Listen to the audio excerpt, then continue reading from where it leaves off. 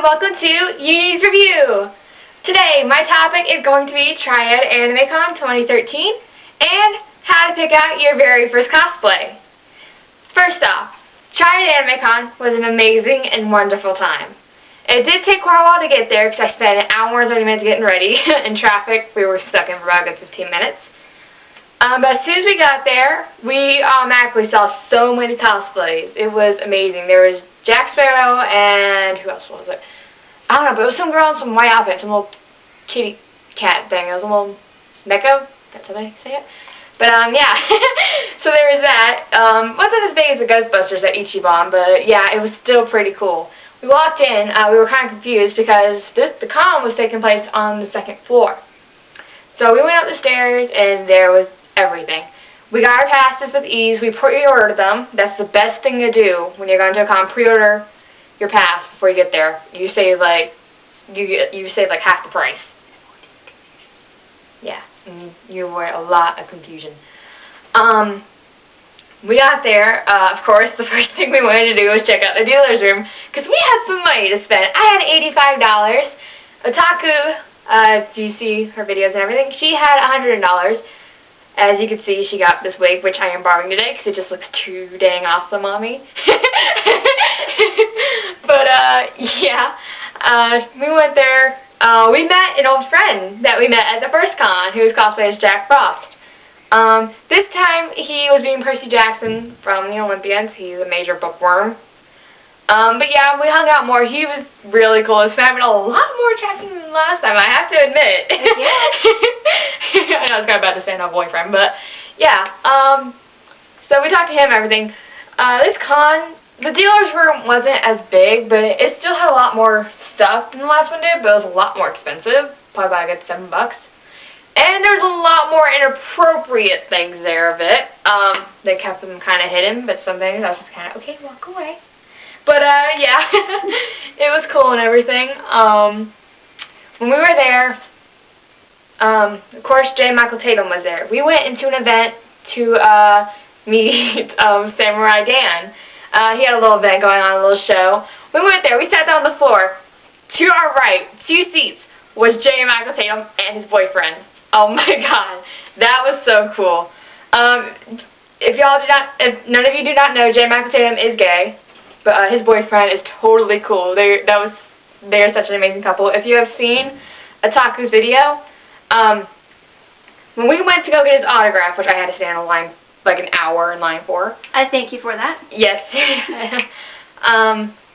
When we got there, J. Michael Tatum was sitting there by himself. And then he was signing autographs and everything. His boyfriend comes up with a Coke. And he was like, how he had to go to like several different stores to find Coke because everyone had Pepsi. But he was like, no, you got me this deal, it's fine. He's like, no, but you love Coke. And it was just, oh my God, it was so adorable to see that. But yeah, that was really cool. Speaking of which, his panel, I think Otaku has, I'm not sure yet. She did record the whole question and answering panel. I did not upload it yet, but I will when I format all the video stuff. Yeah, she's right there. Hi. Hi. Hang on. Photo bomb. Video bomb, actually. Video bomb. Photo. But yeah, so she's gonna have those uploaded.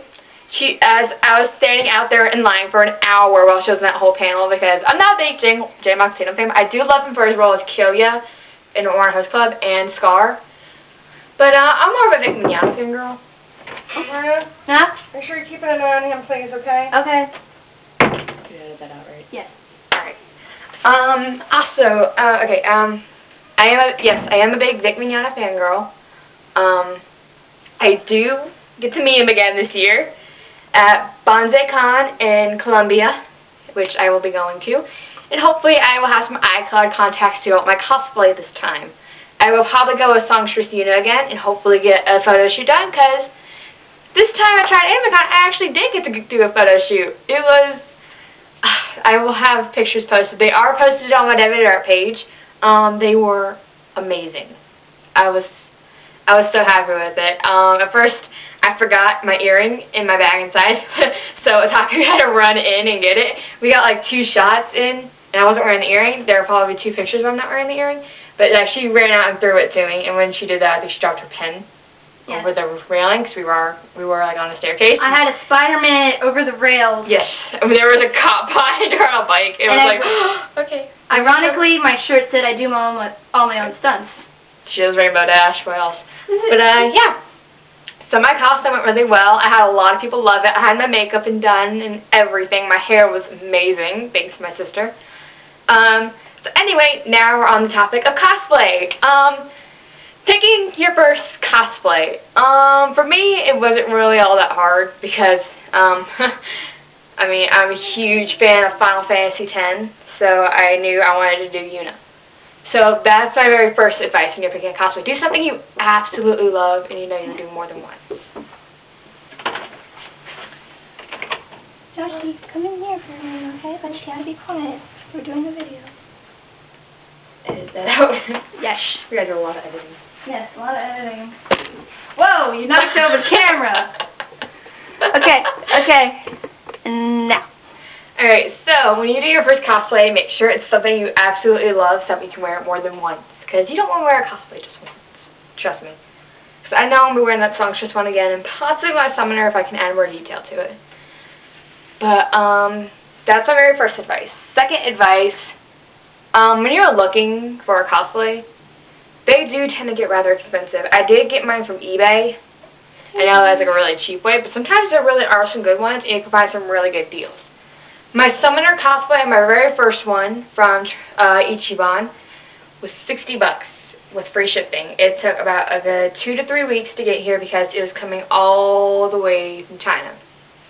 It was really nice, it's really detailed. I gotta fix the sleeves though because they're completely pink when it's actually like white and then goes to pink. But eBay, that is a good place to get it. Because trust me, my Songstress cosplay I got that for $35. And it was really nice. I was amazed. It was a bit big, but it was used. I do plan to get it taken in a bit, so that way it's not as big and I don't have to worry about it too much. But, yeah, so eBay, not a bad place to get some cosplays. Other places, I'm not sure yet. You can find them with, from actual photographers. Like, I know a group of photographers, Totally Toasty. I love their cosplays. They do make their own cosplays, and they are selling some right now. So, I do recommend that you check them out if there is a cosplay that they did that you like. And you can put the link in the description below. Yes, it will be in the description, because I don't know how to do the little box things, but yes. You can get them from actual cosplayers, because there might be times where they've done it so much and they're just getting tired of it, they'll just sell it. And sometimes they'll be pretty cheap, too. Yeah, also, getting accessories. Sometimes you have to make your own. My earrings for my Yunie cosplay, I had to handmade from oven-baked clay, some paint, and some jewelry wire. But it was pretty easy. So sometimes making your own jewelry isn't that bad. You don't want to always go out and buy it, because I did get a Yunie necklace, but it broke right off the bat. So I do plan to make my own. So I highly recommend when you do a cosplay, make your own accessories.